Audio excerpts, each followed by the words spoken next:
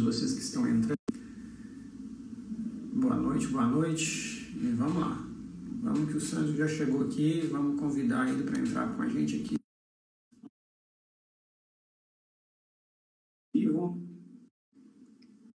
Galera já entrando aí, sejam todos muito bem-vindos, tá?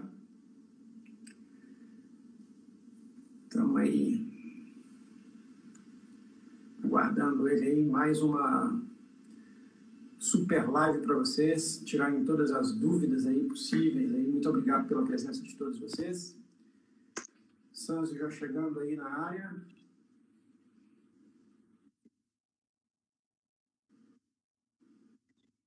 E aí, Rafa, e aí, Carla, e aí, Luiz, que está entrando aí.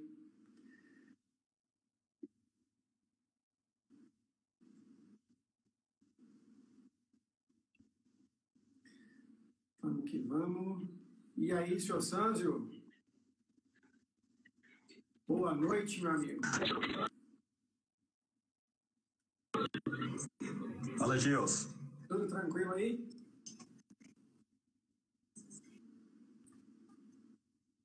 Tô achando que a internet aí tá com pandemia, hein, Sanzio? Não é? Será que é a minha aqui ou será que é a sua, hein? Rapaz, acho que o tá entrando normal aí, tá de boa. Deixa eu ver o negócio aqui. Os ajustes iniciais aí, é isso mesmo.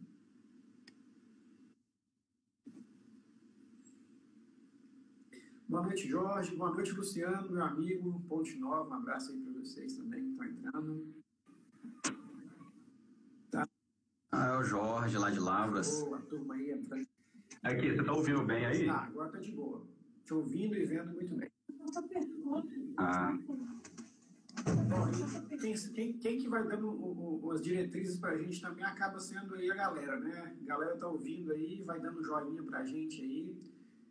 Se a ligação for ficando ruim, o telefone for ficando ruim, o pessoal vai dando toque para a gente. Bom, isso aí. Só baixar um pouquinho aqui.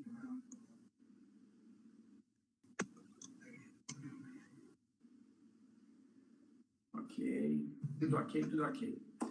Bom, galera, beleza. Primeiramente aí, Sanzio, muito obrigado por ter aceitado participar com a gente aí dessa live. Obrigado aí por estar aí promovendo para a galera aí conhecimento nesse momento de crise, onde que a gente quer falar de várias dicas, várias situações onde que o pessoal, quando voltar a trabalhar, já pode voltar com um pico total aí, fazendo tudo para poder economizar em processos, protocolos, economizar tempo, ganhar dinheiro. Tudo isso aí a gente sabe que vai voltar um outro laboratório, um outro mercado, e a gente tem que estar pronto para isso. E a gente tem que contar com pessoas boas aí, igual você, para poder nos ajudar com essas dicas. Enfim, muito bom. Para quem não conhece... Você é generoso, né? Quem não conhece o Sanzio, uma apresentação rapidinha aí de quem é o Sanzio e o que o Sanzio faz da vida aí com a gente aí no Dental Free, nos laboratórios, nos cursos, e nos que já foram e nos que virão. Tá certo, tá certo. Então, primeiro eu queria agradecer você, né, Gilson, pela oportunidade da gente estar junto, por meio da Dental Free, né? Então, também a Dental Free, Renan, Ricardo aí, a equipe toda. E vou tentar dar uma resumida aí. Agradecer também todo mundo aí que está comparecendo aí. Então tem uma turminha, eu vi o Rildo aí de São Paulo, depois eu vou vendo alguns aí.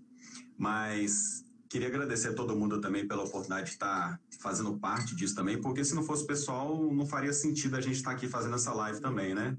Então, é muito importante tanto vocês estarem aí presentes, como a interação de vocês também, perguntando, tirando dúvidas. Eu não tenho a pretensão, assim, de responder todas as coisas, uma porque eu não sei todas as coisas, e também não tem como esgotar esse assunto. São muitas coisas, um tempo curto que a gente vai ter, mas vamos tentar respondendo aos poucos aí o que a gente conseguir. Então, eu comecei na prótese com 14 para 15 anos, e comecei como boy, fiquei como boy aí 2 anos. Vou dar uma resumida porque eu vi muita gente conhecida aí, Adriana, eu vim entrando aí agora também, que conhece a história, ou porque fez curso, ou porque já escutou a história. Então eu fiz dos 14 aos 15, 16 anos como boy, e pegando o sol demais, eu falei, gente, eu preciso dar uma mudada nessa logística minha e queria aprender, né? Me impulsionou muito porque a Renata, que era minha ex-patroa na época, também era minha prima e me deu a oportunidade de aprender lá dentro. Ela é meu ex-patrão na época. E aí foi muito bom porque com isso eu tinha essa expectativa de aprender uma profissão de fato, né?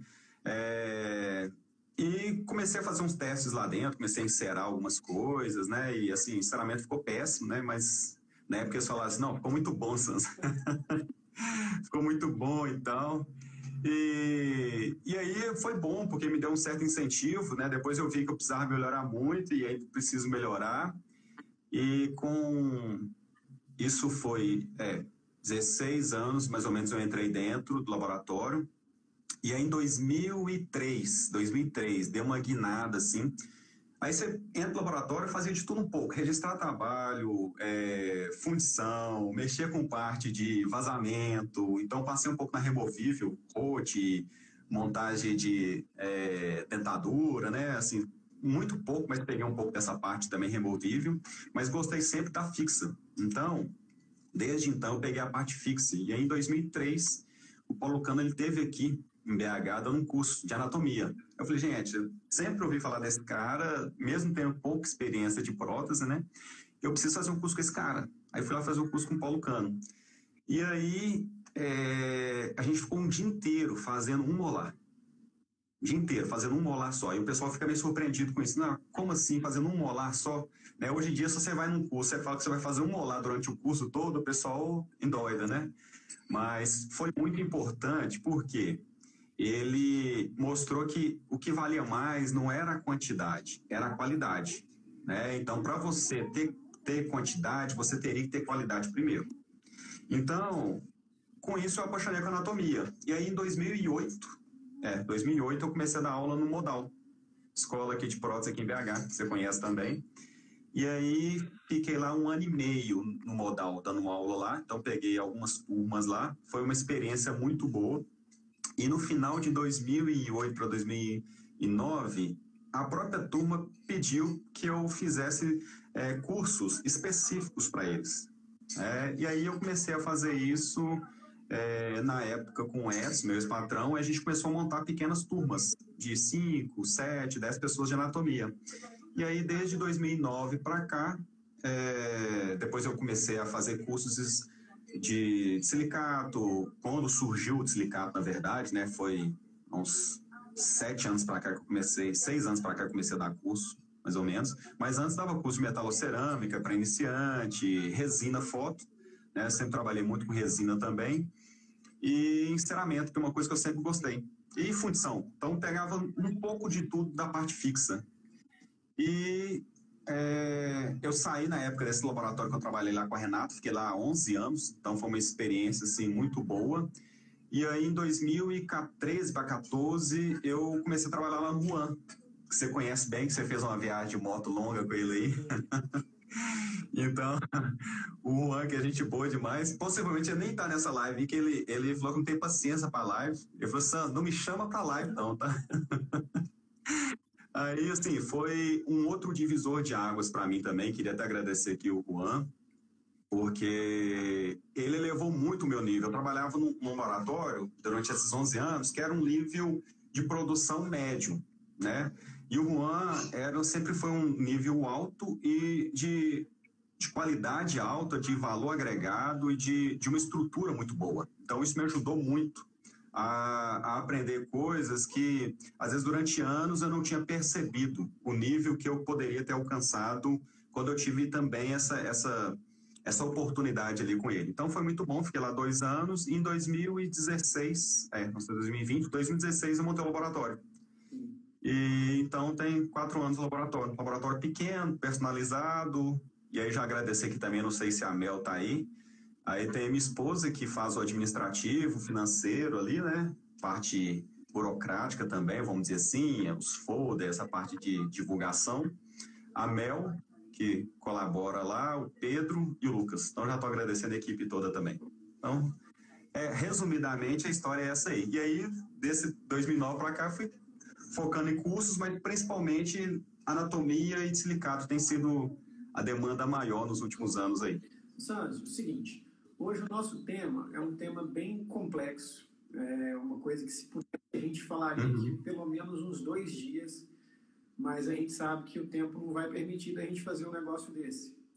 Pode ser que dependendo aí, né, da galera aí que vai fazendo os comentários, vai compartilhando aí a nossa famosinha foto aí no final da live, e comentar lá e pedir para Dental Free, quem sabe a gente não marca pelo menos um demonstrativo aí numa segunda live, né?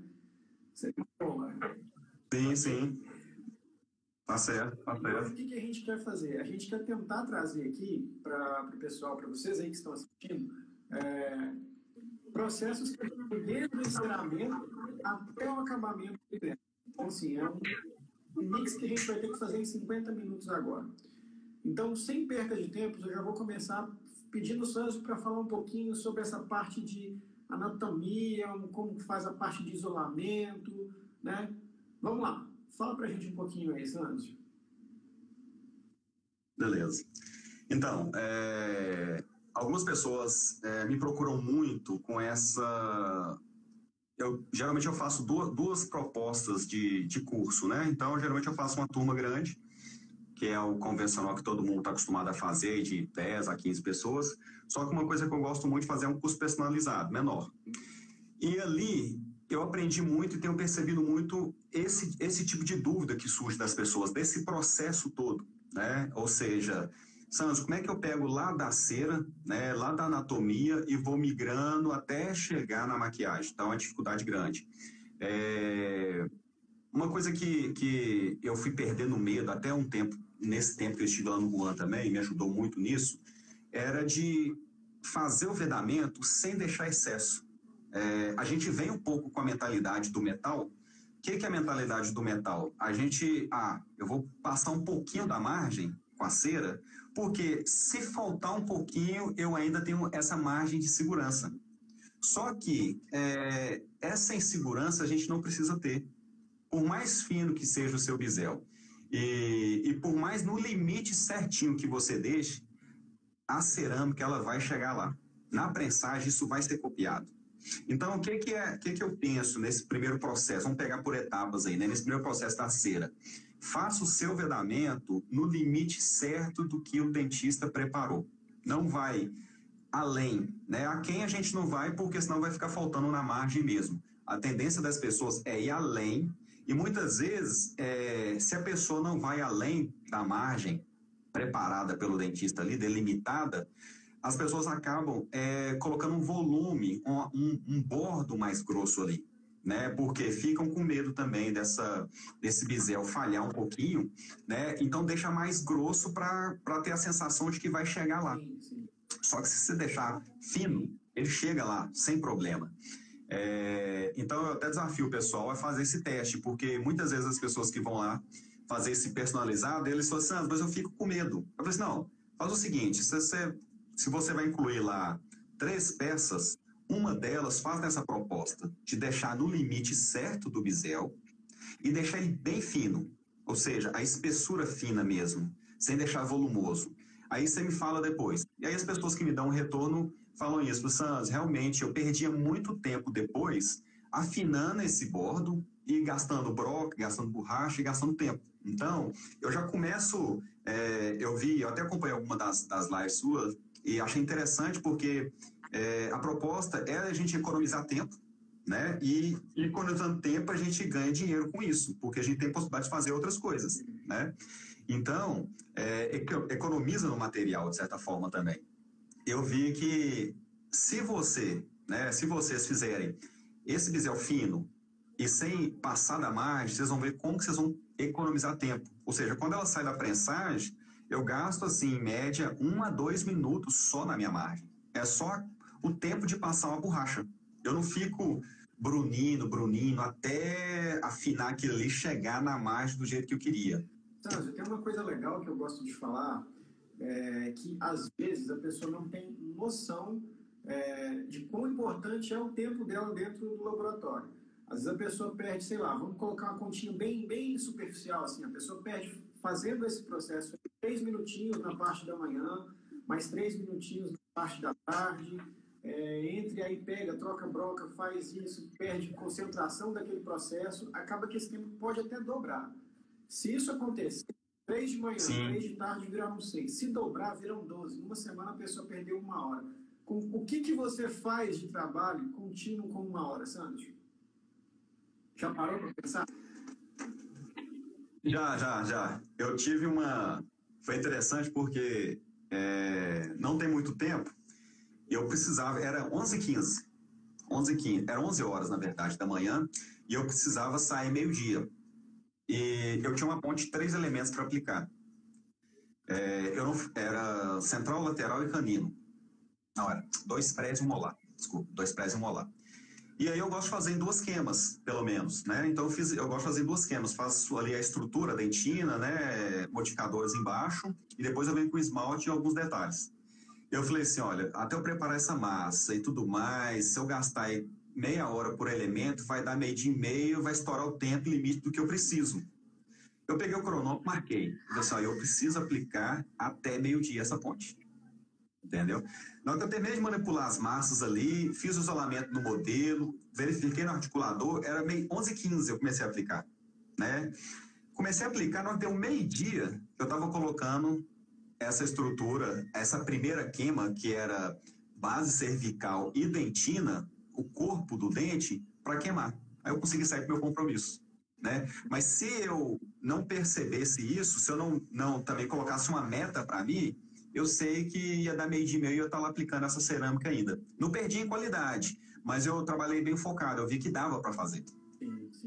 Ô, Sandro, tem pessoas aí, o Eric pediu para a gente falar a diferença um pouquinho dos tipos de cerâmica, GC, IMEX, né, Roseta. A gente vai falar um pouquinho mais para frente, Eric. E a Adriana também está pedindo para a gente falar sobre o tipo de revestimento, se ele interfere no bisel, já que você já comentou disso um pouquinho para trás. Dá para dar um... Sim. Dá, então vamos pegar a partir daí que já está no ponto que a gente vai seguir nessa sequência aí. Foi o Eric, né, que perguntou a outra coisa? Essa aí foi quem? Eu vou perguntar perguntou? A pergunta do Eric mais para frente, é só para a gente não... Tá, depois. Eu ainda queria que você falasse um pouquinho da parte até mesmo anterior a essa, que seria lá a questão de montagem de articulador, se isso interfere ou não, né? Ponto de contato, né? Diâmetro do sprue, se isso interfere, são coisas para a gente tentar seguir uma sequência aí legal para a galera. Então, vou voltar. Beleza. Tá certo. Só mandar um abraço para a Arielle antes aí, que eu vi ela entrando. E a Arielle, eu trabalhei com ela nesse primeiro laboratório há 8 anos atrás. Um abraço aí. É Fabrício, eu que chamei de Arielle, tá? Então, pessoal, que eu faço? Nessa parte antes de incluir, né, eu percebi o seguinte, alguns devem ter percebido isso também, às vezes a maioria já percebeu, né? Quando a gente inclui e tira essa prensagem, né, seja o IMEX, seja a Roseta, seja a Lisprev da GC, quando você tira esse silicato, há uma pequena dilatação. E às vezes se você deixa na margem certa, por exemplo, você deixou com 3 toques oclusais. Eu falo pro pessoal para fazer esse teste, eu acho que quando você tem a experiência é diferente de ouvir o outro falar, né, quando você experimenta aquilo. Então, eu percebia que se eu deixava um toque muito forte, aonde realmente tem aqueles toques oclusais que são necessários na mastigação, quando eu deixava aqueles toques ali, eu percebia que depois da prensagem, quando eu voltava ele para o articulador, o toque dá a impressão que ele tinha aumentado e estava tocando muito mais. Então, o que eu percebi? Que eu precisava usar um carbono, aí eu gosto de usar um carbono, eu até sugiro aqui, falar 2 nomes. Para ponto de contato, pessoal, eu uso o BK28. Depois, se alguém tiver dúvida, pode mandar um direct aí, BK28. E para oclusal, eu gosto de usar o Aquafilme. ele é dupla face também, ambos são dupla face. Só que o arco-filme ele é um pouquinho mais grosso, então eu dobro esse arco-filme e articulo, seja em charneira, seja em verticulador, ou seja em semi-ajustável, independente do articulador que a gente usa, a gente precisa usar, né? Eu articulo, aonde marcar no carbono ali, eu desgasto um pouquinho, levemente, ou seja, eu deixo sutilmente tocando, sutil, bem sutil, como se o carbono quisesse sair sem tocar. Por quê? Com isso, quando houver a prensagem, interferência, ele vai estar na altura certa. Então, são pegando no dia a dia. O do Gilson deu um bizil aí, gente. Eu vou... Ah, voltou. O seu voltou aí, Gilson, mas eu continuei e eu respondi já, tá? Beleza, valeu. Sobre o carbono. Ok. Tá. E referente à questão do sprue, na hora que você, depois que fez o enceramento, para a gente colocar isso para fazer a prensagem, né? O diâmetro do sprue que você usa faz alguma diferença? Ah, tá. Picou um pouquinho, mas você perguntou sobre o sprue. Sobre o sprue. Do sprue, né? Você tá me ouvindo bem? Só ver um negócio. Diâmetro. Deixa eu só colocar um... Islene, Laboratório Pel Alberto, Daiane. Abraço aí pra galera que tá entrando aí. Vamos lá. Trocando o fone aí. Só trocar aqui com a bateria. Beleza. Então, eu gosto de usar... O recomendado é usar-se a partir do diâmetro de 2,5. Eu gosto de padronizar com 3, tá? É lógico que, por exemplo, se é um molar sobre implante muito grande, porque às vezes as pessoas falam assim, Sans, eu usei o de 3 que você recomendou e falhou no bisel, né? Falhas no bisel, lá na cervical, não quer dizer que é o sprue. Pode ser a posição do sprue, pode ser a inclinação do sprue. Então, tudo isso conta também. Não é só o tipo, pode ser posição, inclinação, pode ser também, às vezes, aquecimento, né? É uma coisa que pode levar a falhar. O seu falhou um pouquinho, ô Gilson, mas eu continuei falando, tá? Então, eu gosto de usar no diâmetro 3. E uma coisa também que às vezes as pessoas têm a tendência, por exemplo, muita gente veio da mentalidade, né, do metal e transfere isso achando que isso tem que entrar também no de silicato, só que não, né? Então é um problema que tem, porque a gente vem com aquela mentalidade de anos do metal, da metalocerâmica, da forma que a gente faz o coping, né? E geralmente quando a gente faz o coping, a gente estrangula um pouco o sprue, ou seja, a gente reduz ele um pouquinho para que haja uma maior pressão de fato ali, né? Quando houver aquele giro na centrífuga ali, ele copia ainda mais com intensidade. Já no silicato é diferente. A prensagem, ela desce como se fosse a comparação que eu achei interessante, é como se fosse um mel. Pensa na consistência do mel descendo. Então, o mel, ele desce lentamente, então ele não pode ter um estrangulamento. Ele desce aos poucos, e descendo aos poucos, aí ele consegue copiar a peça toda. Então, sobre sprue, diâmetro 3.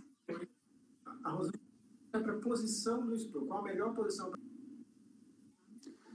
Olha, eu gosto de colocar ele 45. Jamais eu coloco 90 graus. Por quê? Se você coloca... Não é que jamais... Eu evito de colocar 90 graus. Você pode colocar 90 graus e dar certo sem problema. Mas eu gosto de inclinar ele um pouco, de 30 a 45 graus. A gente vê isso até mesmo pela indicação do manual de ambos os fabricantes, a gente vê essa proposta. E se a gente coloca no ângulo de 90 graus, a tendência, eu acho que muita gente deve ter isso aí. Pessoal, quem já teve esse tipo de problema, dá um joinha para nós aí. Quando sai uma mancha, sabe quando vocês prensam e sai aquela manchinha, por exemplo, você prensou um central, sai aquela manchinha do sprue lá, né? Ou prensou um molar lá, sai aquela manchinha do sprue. Isso pode ser por aquecimento na hora de cortar, mas também pode ser a posição de 90 graus, ou esse estrangular. O Biciati aí já colocou um joinha aí. Léo também, ou seja, porque é uma coisa muito comum que acontece, né? Dani também, um abraço, Dani, Ronalda, conheço a turma toda. Isso aí, gente, ou seja, como é que a gente resolve isso? Inclinação, inclina um pouco, não deixa 90 graus, tá? Todo mundo tá colocando aí. Eu já tive muito esse problema, tá? Eu tô falando de prática, tá? Então, inclina um pouco. Eu até fiz aqui, ó, porque eu considero isso uma coisa importante, já que todo mundo... Fala, Júlio. Um abraço, Júlio veio do interior também. De onde você é, Júlio? Depois você manda sua cidade aí, que eu até esqueci.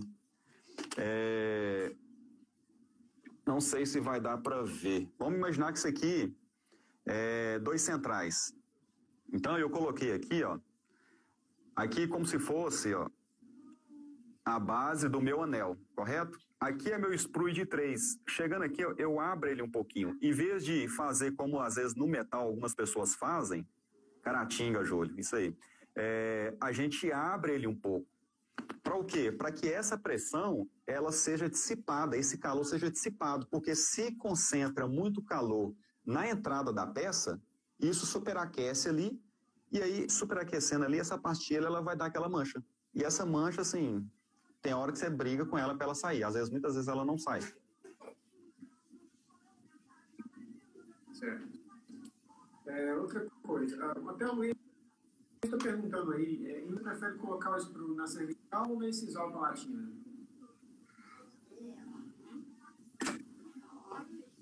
Em um central, você prefere colocar sprue na cervical ou na incisal palatina?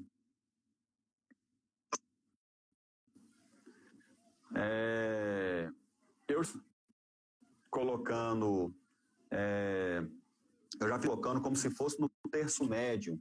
Então, imagina que isso aqui é a minha peça, aqui seja a minha incisal, eu coloco meu sprue aqui, ó. Ok? Ou seja, para que ele, ao longo do eixo, ele seja distribuído. Então, eu acho mais fácil e copia melhor.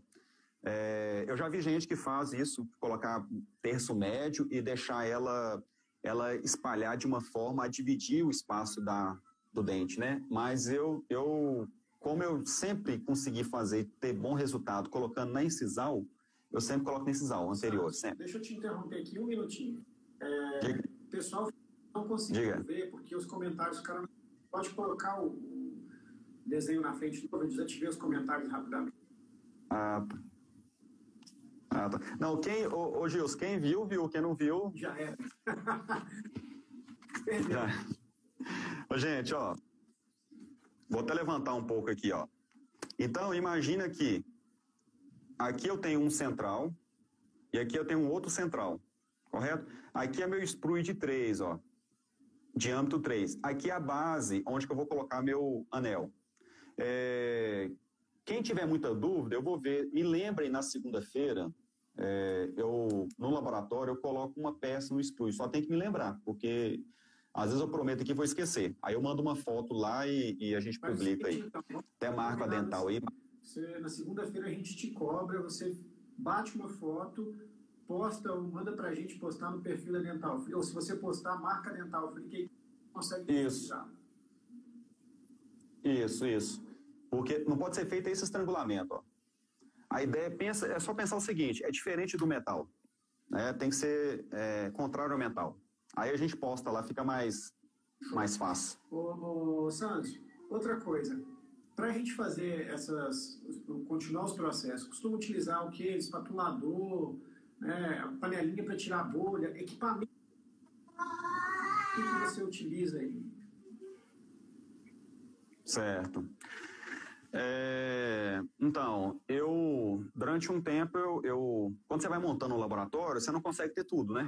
Então, o investimento, todo mundo sabe que o investimento é alto mesmo, então eu fui pegando por grau de prioridade, né? Mas eu senti uma diferença grande entre ter um espotulador e não ter um espotulador, tá? E uma diferença também entre se ter a panela para tirar bolhas e não se ter essa panela. Por quê? O espatulador eu senti principalmente no gesso, tá? A gente está falando, já vou até responder a pergunta sobre revestimento. Eu senti principalmente essa diferença no gesso, ou seja, então lá no laboratório a gente sempre faz pesado o gesso, né? Eu deixei aqui em algum lugar. Tá. Investimento barato, tá? Você acha que em BH em torno de 25, 30 reais, a gente acha que em BH. Então, para o revestimento, não precisa, porque no revestimento a gente já encontra por exemplo, eu uso o Gilveste, uso o Bela Veste. Ele já vem em sachês, né, de quantidade de 100 gramas ou 90 gramas. Importante. Então, a panelinha, o que eu penso dela? Ela te ajuda muito a você evitar de ter bolhas. Não quer dizer que você usar o espatulador a vácuo, você usar a panelinha, que você não venha a ter bolhas. Só que a chance é muito menor. Então, se eu tenho uma chance menor, eu uso os dois. E uma dica também, ó, para quem tem a panelinha, deixa eu ver se eu tenho... deixa eu ver se eu tô com a foto dela aqui. Ó, esse anel aqui é um anel que a Cota usa. Pode ser esse aqui, eu tenho o da Ivoclar mesmo. Quando a gente coloca na panelinha, o que acontece? Já me aconteceu uma vez só. Aí foi o suficiente para a gente começar a pensar, né? Essa base, ela é muito pequena. E quando você coloca na panela, dependendo do movimento que você fecha a tampa, esse revestimento cai. Esse anel cai. Então, o que eu fiz? Eu usei uma base de silicone de Zetalab. Usei essa base de Zetalab, ela encaixa aqui, ó, ou seja, fica muito mais difícil dela tombar. Então, fiz isso com o Zetalab. Só uma dica aí. Então, falando da panela, eu acho importante por causa disso, Gilson, porque ela te permite ter um trabalho de mais qualidade, principalmente o espatulador. Certo. Agora, aproveitando aqui o gancho,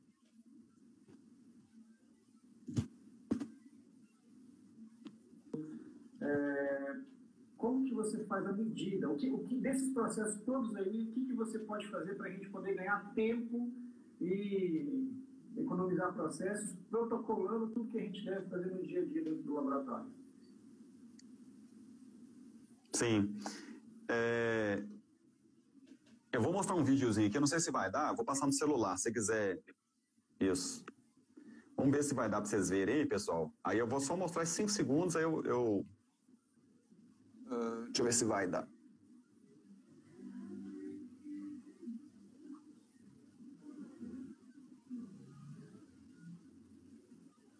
Só deu para ver que é aquele vidro que a gente compra quando a gente compra o revestimento, ele vem esse vidro, né? Eu uso o Gilveste, por exemplo, e o Bela Veste, ele vem esse vidrão de 1 litro. Toda vez que vocês fazem, dá um joia aí quem faz dessa forma. A gente tem que colocar lá, por exemplo, quem usa o Gilveste, a gente tem que colocar 18 de líquido de revestimento e 8 de água destilada, água filtrada, né? Água, se for da torneira nesse caso aí, eu não vejo problema nisso aí não. No gesso já influencia mais, tá? Então, vocês não misturam uma dosagem de um e uma dosagem do outro toda vez que vai incluir, né? Então, ou seja, a cada momento que a gente vai fazer essa inclusão, a gente tem que pegar 18 de líquido do Gilveste e 8 de água. Cada vez que você faz isso, você está perdendo tempo nisso. O que eu faço? Esse vidro que eu mostrei nesse vídeo aí, Rosane lá de Visconde, um abraço, Rosane. Esse vidro aí, o que eu faço com ele? Quando ele chega para mim, eu já misturo a quantidade dele. Quem usa o Gilveste aí, se quiser anotar, se tiver uma caneta, um papel aí, se não tiver, depois me manda a mensagem que eu falo. Para 1 litro do Gilveste, eu misturo 445 ml de água. Ou seja, eu misturo os dois num recipiente só. Porque a partir daí eu posso tirar os dois juntos ali em uma pipeta só. Ou seja, em vez de medir 18 e 8 de água, eu já coloco os 26. Então, eu ganho tempo nessa execução. Então, é uma coisa que o pessoal, quando vê isso eu fazendo lá no curso, Sans, mas você não mede toda vez? Não, já está medido já. Eu falei assim, mas você vai usar só revestimento? Não, já tá os dois aqui. Mas como é que você fez? Eu misturei quando eu comprei tudo de uma vez só. Ao invés de medir ali 1 a 1, você já faz uma medida e já deixa guardada pronta. Isso tem alguma validade? Compromete alguma coisa? Porque às vezes a pessoa pode ficar meio com receio. Nossa, será que se eu medir isso, eu vou perder qualidade disso depois? Sim, sim. Então, é uma pergunta boa. Eu não sei por que motivo. Eu acho que é para ele... Vocês já perceberam que... O pessoal deve ter percebido aí, dá um joia aí quem já teve essa experiência também, que cristaliza, né? Seja esses tipos de revestimento, seja o Calibra, seja o Heat Shock, seja o Bela Veste, seja o Veste, ele cristaliza, né? A gente vai vendo que vai virando cristalzinho. Quando eu faço a mistura, eu gosto de deixar na geladeira. Aí você vai me perguntar assim, quimicamente, o que isso representa, Sans? Não sei, entendeu? Na época que eu trabalhei lá no Juan, o Juan colocava na geladeira. Eu perguntei a ele, Juan, o que representa? Eu coloco na geladeira porque eu acho que por causa disso. É por causa disso. Mas, e nunca tive problema. Nesses 8 anos aí, nunca tive problema, tá? Vai continuando aí. Tá falhando aí, eu vou continuar. Gente, o do Gil está falhando ali, eu vou continuar. Um outro ponto que eu queria falar, alguém perguntou do revestimento, então, ô Gil, eu estou continuando, tá? Quando for parando, eu vou continuando aqui. Então, eu gosto de usar o Gilveste, tá? Eu já usei o Calibra, já usei... teve um outro que eu não me lembro o nome, mas o Gilveste, custo-benefício, é o que eu mais gosto. Então, eu sempre gosto de comprar a caixa que vem com 45, já vem 1 litro, que eu já faço a mistura total. Então, depois eu vou postar até essa marcação também. Eu posto lá no Stories lá. Um outro ponto aqui foi que...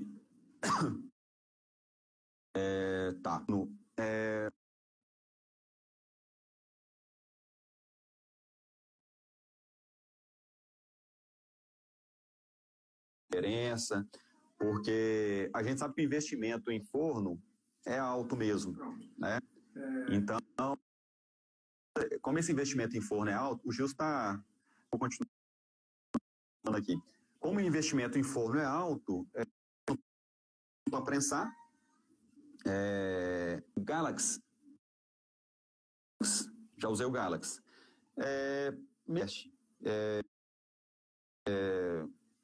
Eu me adaptei muito bem ao Gilveste, sabe? Então, assim, por exemplo, tem gente que pode ter usado o Galaxy ou pode ter usado o Calibra e ter gostado muito, né? Eu, particularmente, usei o Gilveste, gostei muito e parei nele.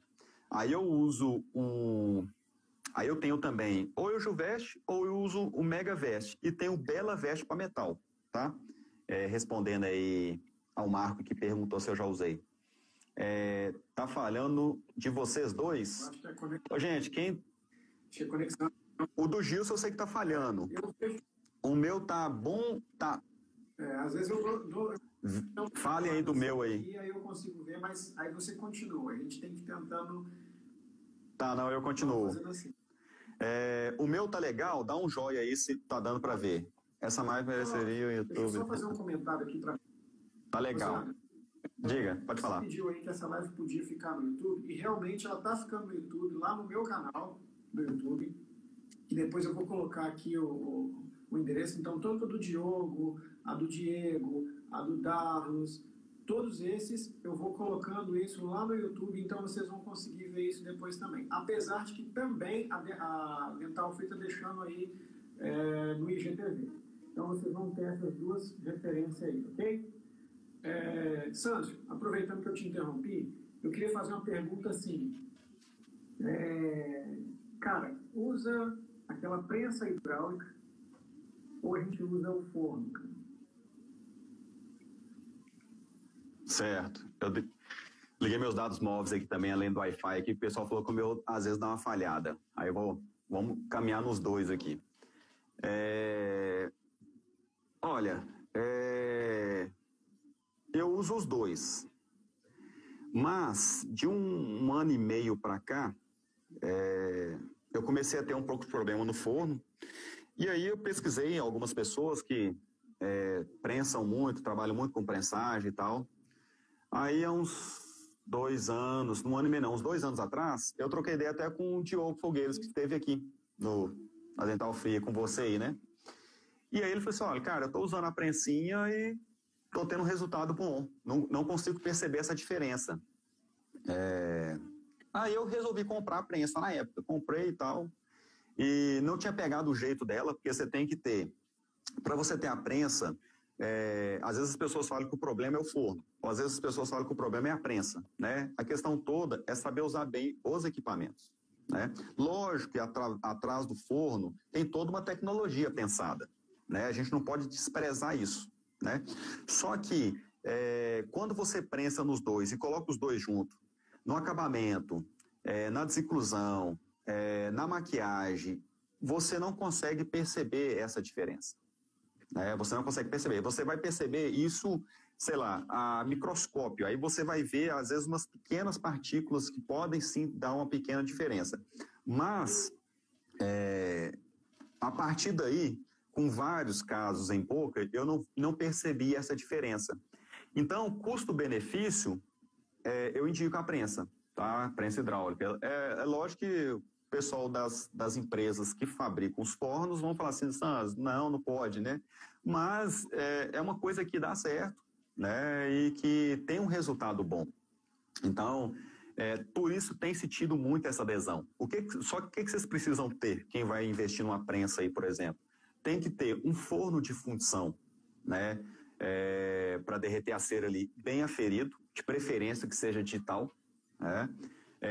Tem que saber os patamares desse forno, não dá para você subir de repente, né? Tem que saber o patamar desse forno, certo? E tem que saber também o tempo e a temperatura que fica a pastilha lá dentro. Então, tudo isso faz diferença, porque senão a pastilha pode ficar mais opaca, ela pode não derreter. Então, no início, eu apanhei um pouquinho até pegar esse jeito. Não apanhei tanto, porque o Diogo, na época, ele me passou algumas dicas. Então, ele já me passou alguns parâmetros. Aí eu adaptei a realidade do meu forno, porque cada forno tem uma temperatura. Não adianta eu falar assim, gente, vamos colocar em tal temperatura. Cada um tem uma temperatura. Então, eu indico sim.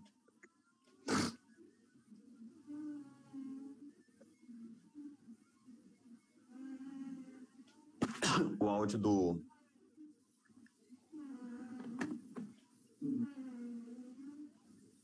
Show. E já que a gente também comentou que de pastilha, a gente sabe que hoje existe a pastilha... Ô Gilson, o seu áudio... O seu áudio falhou. Não deu pra gente ouvir, não. Não deu pra gente ouvir a pergunta.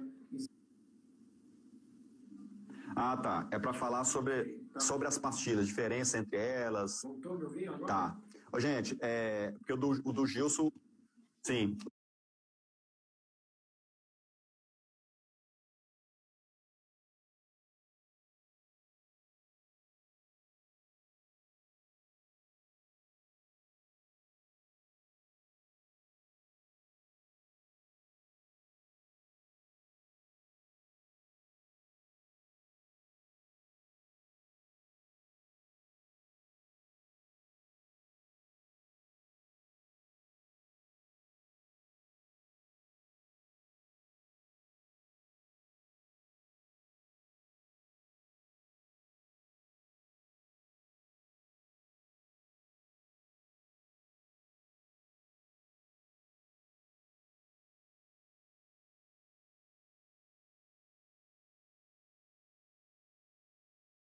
Em qualidade e na pintura. Eu consigo mesclar os pigmentos entre elas sem ter dificuldade. Então, eu gosto muito das duas. O parâmetro das duas é bem parecido, tá? Uma diferença boa entre a GC e a Ivoclar é na desinclusão. Vision. Isso aí, prótese dentária Amaral. Valeu. A Vision, usei há uns 8 anos atrás. Beleza. Então, a vantagem da pastilha da GC... Pode falar. Diga. Tem a Celtra Press, né, que inclusive vai ter uma live com o Alexandre Franco aqui na semana que vem, justamente para falar dela. Sim, sim, sim. Então, o pessoal me lembrou que era a Vision. Eu usei a Vision na época. Então, me adaptei muito bem ao IMAX e a Liexpress, né? A Rosetta, alguns amigos meus já usaram, mas assim, eu não tive experiência com a Rosetta, mas já ouvi falar bem também. A Celtapress, o Alexandre domina bem, então acho que vai ser interessante, quem tem interesse de saber também, ele vai falar. Eu já vi que ele vai falar segunda-feira aí. Então, para o material ser bom, na verdade, você tem que conhecer ele bem. Porque os materiais, tem muito material bom. Né? É a questão toda a gente se adaptar com ele e conseguir extrair desse material o melhor resultado. Eu acho que essa é a diferença, sabe? Sim, sim. Ok. Depois que a gente tira aí do forno, um pouquinho sobre refinamento, a parte de desinclusão. E aí, fala um pouquinho disso também pra gente. Tá. Gente, quem perguntou lá, nós vamos só concluir algumas perguntas do Gilson aí e vamos ver se a gente consegue responder a tempo aí. Não sei como é que tá nosso tempo aí. Tá. A gente tem só 14 minutos para terminar. Só 14? Tá, eu vou tentar enxugar aí, gente, para tentar responder. Você perguntou sobre acabamento, desinclusão? Você perguntou? Isso, jateamento, né? Tudo essa parte. Tá. Sim, sim. Tá, beleza. Eu penso que faz muita diferença você ter um jato bom, um jateador bom. Então, eu gosto muito da Renfert, que é duplo, que é o Classic Basic, se eu não me engano. Ele é bijato. Então, por quê? Aí, numa caneta, que é uma ponta mais grossa, eu uso um jato. No caso lá, eu uso o 240, que ele... 240 não, 120 microns. Óxido de alumínio, que ele é bem espesso, grosso, né? Então, quando ele vai na desinclusão, eu consigo abrir o revestimento praticamente em 2, 3 minutos. Ele já faz com que a peça apareça, porque o jato é mais grosso, né? Então, ele tem uma potência muito boa. Quando chega próximo da peça, para eu não ter o risco de gerar alguma trinca, quebrar algum bisel, aí eu já vou com 240. É como se fosse aquela ideia de um pintor. Quando o pintor ele massa uma parede, primeiro ele começa com a lixa mais grossa, né? E depois ele vai trocando as lixas e afinando. Então a ideia do IMAX é a mesma. Se a gente entender que a gente pode ir com uma coisa mais grosseira no início e depois você vai refinando, você vai conseguindo deixar uma camada bacana ali e desincluir rápido. Então eu uso esse processo. Então alguém perguntou sobre desinclusão, eu desincluo tudo no jato, tá? Eu só corto a base, né? Eu meço com êmbolo, né? Para eu cortar e a partir dali eu faço a desinclusão.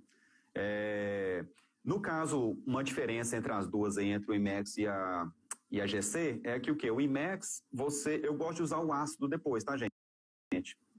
Para tirar aquela camada de dispersão que fica do revestimento. Já na GC, você não precisa usar o ácido, porque a pastilha já sai bem limpa, tá? Então, tem uma... Mas uso muito bem as duas, domino bem as duas, então gosto das duas nesse sentido. Então, respondido sobre... Ok. E tipos de pastilha? Quando usar pastilha HT, LT, MT? Como fazer essa seleção? Sim. Praticamente, a gente precisaria de, sei lá, umas 2 horas só para falar disso. Literalmente. Daria um tempo só para falar disso. Eu vou tentar dar uma resumida, vamos dizer assim. Vou tentar dar uma resumida mesmo. A gente tem aí, vamos colocar aí, vamos começar da mais opaca, ou seja, alta opacidade. Então a gente tem HO, né, que é lá em cima, alta opacidade. Depois a gente tem MO, que é média opacidade. Depois a gente tem LT, que é como se fosse... pensa no seguinte, quando eu falo eu vou tentar pegar um pouco mais nisso, porque eu acho que isso é interessante para todo mundo, né? Quando a gente fala de HO, calcula que o HO é a ideia mesmo de quando você vai pegar um copo metálico para opacificar, o HO é como se fosse a ideia de um opaco. Ou seja, é para esconder o que está por baixo. Ela é muito opaca. Né? É semelhante, por exemplo, a uma zircônia opaca. Ela é muito opaca. O MO, aí a gente tem HO1, 2, MO1, 2 também, então a gente vai ter a sequência. O MO é como se fosse uma dentina opaca, só que um pouquinho mais opaca, tá? Então, é como se fosse uma dentina opaca um pouquinho mais opaca. Então, transfere a sua ideia do metal agora para o silicato. Então, HO é como se fosse eu escondendo o cópper metálico. O MO é como se fosse uma dentina opaca, ou seja, eu já escondi o cópper, agora eu vou vir com a dentina opaca. O LT é como se fosse uma dentina, tá? E aí, vamos dar um salto aí, a gente tem a MT e a gente tem a HT, né? A MT é média translucidez, tá? E a gente tem a HT, que é alta translucidez. Da mesma forma que a gente tem a HO, que é alta opacidade, a gente tem no outro extremo a HT, que é alta translucidez. São opostos, né? Então, além de conhecer sobre cada uma delas, eu tenho que saber aonde cada uma delas se encaixam. Por exemplo, Sans, eu vou ter um central. Vamos colocar aqui que a gente vai fazer o 11, né? Vai fazer vou colocar isso aqui como exemplo. O Pedro, meu funcionário, tá aí, ó. Oi, Pedro, marcando presença. Não vi se a Mel entrou. Então, ó, vamos dizer que eu tenho 2 centrais para fazer. Aí eu tenho um central que é pino metálico e o outro central, o substrato é bom. Então, antes de só entender sobre substrato, eu tenho que entender sobre as pastilhas. Eu tenho que saber qual que é a função de cada uma delas. E qual que a espessura, por isso que eu falo que gasta-se tempo, né? Mas é um tema interessante, porque eu tenho que saber a espessura que eu preciso para esconder um pino metálico, a espessura que eu preciso para esconder um substrato de um dente mais escuro, né? Então, vamos dar uma dica, por exemplo, para facilitar. Se é pino metálico, vamos colocar assim, pino metálico, eu vou de HO ou MO, vai depender da espessura, tá? HO com 0,6 mais ou menos, você já esconde o pino metálico. O MO, eu indicaria um 0,8, 0,9 em diante para esconder o pino metálico. Agora, se são facetas, o substrato é bom, né? E eu tenho uma espessura aí de 5 milímetros, mais ou menos, ou eu vou de uma HT, ou eu vou de uma MT, tá? Eu não gosto de dar as receitinhas prontas, não, porque o mais interessante é a gente começar a entender o processo. Porque se você entende a equação, fica mais fácil você resolver qualquer problema que vai surgir depois. Por isso que é um pouco mais complexo. Mas só resumindo, é isso. A HT, a HO e a MO ajudam a esconder substratos escuros. A LT é mais utilizada para fazer como se fosse cutback, tá? E a HT eu gosto de usar mais para fazer facetas. A MT coroa fica legal também. Agora, a HT, se a espessura é mais do que 1 milímetro, já tem que tomar cuidado porque tem a tendência assim a cinzentar. Porque se a HT ela tem alta translucidez, o que é a função da HT? É ser a camada de esmalte do dente. Aí você pega lá a cervical, pega a cervical, que geralmente um central, por exemplo, tem uma espessura média de 0,3 a 0,6 de esmalte. Aí o dentista preparou que você tem um espaço lá embaixo, mesmo com o substrato bom, o dente está bom lá embaixo, mas você tem um espaço de 1 milímetro lá embaixo, vamos colocar assim. Aí você vai colocar uma HT lá, vai ficar cinza possivelmente. Por quê? Aquele espaço, para você reconstruir aquele dente, você precisaria só de 0,3 a 0,6 de esmalte, e HT é esmalte. Então, por isso que para entender silicato, IMEX, Roseta, Celtra, ou seja, você tem que pensar de dentro para fora. Ou seja, você tem que vir lá de dentro do substrato e vir aplicando as camadas. Você aplica a dentina e depois você vai vir aplicando esmalte. Não dá para você pensar de fora para dentro, porque você acaba tendo problema com isso. Certo. Santos, diga. Eu sei que a gente, assim, eu queria ainda falar que você falasse um pouquinho para a gente da parte de acabamento, eu queria que você falasse o tipo de broca, eu queria que você falasse um pouquinho de maquiagem, ou seja, realmente a gente poderia fazer mais umas 5 lives aqui, teve até alguém que pediu para continuar, acho que foi a Adriana, pediu para a gente dar continuidade na live, porém a gente sabe que existe, né, uns outros compromissos, infelizmente a gente não vai conseguir fazer isso hoje. O nosso tempo está bem curto. Galera, a gente, assim, se tiver uma quantidade de pessoas aí legais aí, né, que compartilhar nossa ideia aí, que quiser participar junto com a gente pode fazer uma outra live sobre isso, né, com um tempinho mais dedicado. É como se isso aqui fosse um resumão para vocês, né, Santos? Porque como tem demais, esse cara todo mundo fala, e é verdade, ele é fera demais, né? Obrigado mais uma vez. E assim, galera, ele também vai ter um curso e provavelmente, passando essa pandemia, a gente vai marcar um curso do Santos lá na Dental Free, né, Santos? Com certeza. Vamos marcar, sim. Sim. Santos, está ouvindo?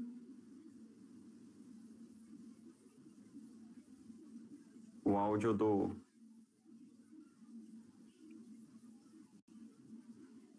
Show. O áudio seu falhou um pouquinho. O que a gente quer fazer nesse momento? A gente quer aqui, ó, a gente vai dar um pause aqui, eu vou dar um pause aqui nos comentários, e nós vamos... O nosso momento da foto da live, eu quero ver, assim, se a gente tiver pelo menos aí, ó,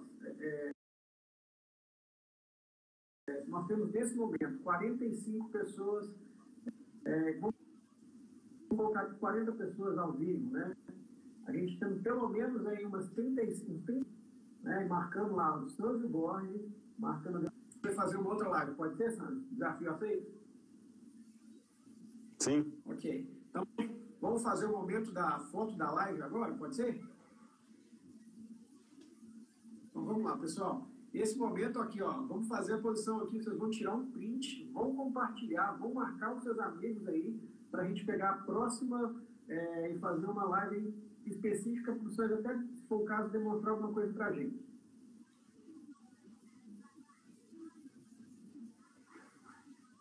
Legal. Printou, hein? Nosso horário aqui já está realmente estourando.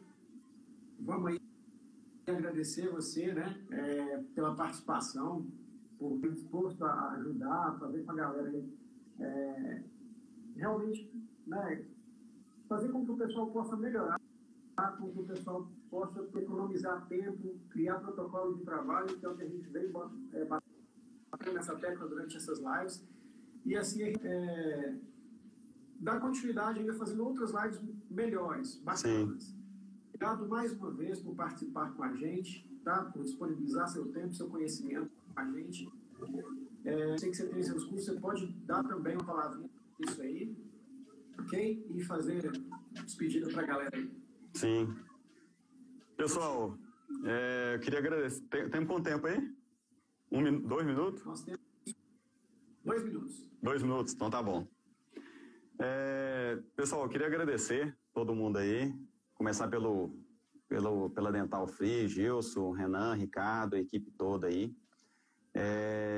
Queria agradecer também, se eu cheguei até aqui, pela família, né? Esposa, família de forma geral, minha equipe lá no laboratório, Mel, Pedro, Lucas, Renata também, que sempre me ajudou muito aí.